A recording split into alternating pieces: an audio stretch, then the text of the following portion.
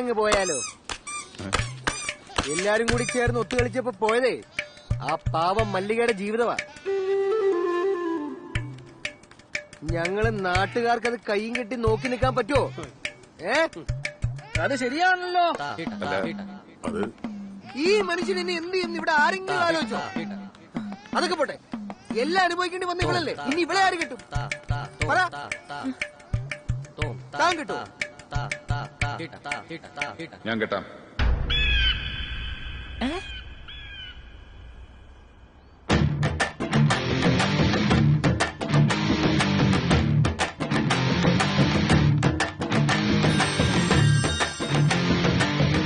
ഞാൻ കേട്ടാ.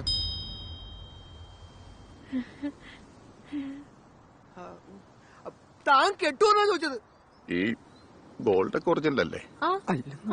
ഞാൻ കെട്ടിക്കോളാം. നമ്പര് അത് കുഴപ്പമില്ല, അത് കുഴപ്പമുണ്ട്. അത് കുഴപ്പമില്ല, ഞാൻ കെട്ടിക്കോളാം. ഞാൻ കെട്ടിക്കോളാം. അത് കുഴപ്പമില്ല, ഞാൻ കെട്ടിക്കോളാം.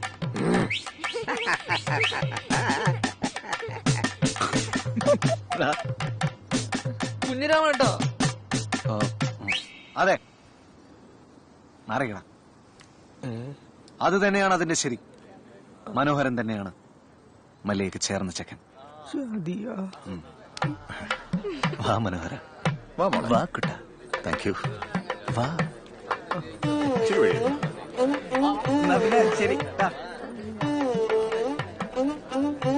എടാ ലാലു, നീ ഓർത്തു വെച്ചോ, എന്നെങ്കിലും ഈ കുഞ്ഞിരാമൻ ഇതിനൊക്കെ പ്രതികാരം ചെയ്യും. അത് നീ താങ്ങില്ല.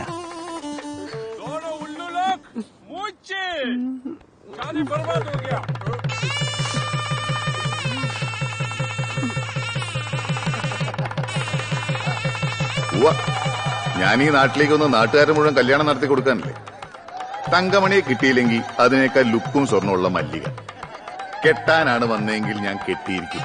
അല്ല പിന്നെ ഇങ്ങനെയാണ് ഞാനും ഈ ദേശക്കാരിൽ ഒരാളായിട്ട് മാറുന്നത്. ഇങ്ങനെയാണ് ഇവിടുത്തെ ശാപങ്ങളൊക്കെ തീർത്ത് ഈ നാടിനെ ഞാൻ രക്ഷിച്ചെടുക്കുന്നത്. അല്ലെങ്കിൽ എന്ത് ശാപം. മണ്ടന്മാരെ ഈ നാട്ടുകാരുടെ ഓരോരോ തോന്നലുകളെ. ഈ മനോഹരൻ അതൊന്നൊരു വിഷയമല്ല. നിങ്ങൾ തന്നെ കണ്ടതല്ലേ, ഈ കുഞ്ഞിരാമന് വരെ ഞാൻ കാരണം ഒരു പെണ്ണ് കിട്ടിയില്ല.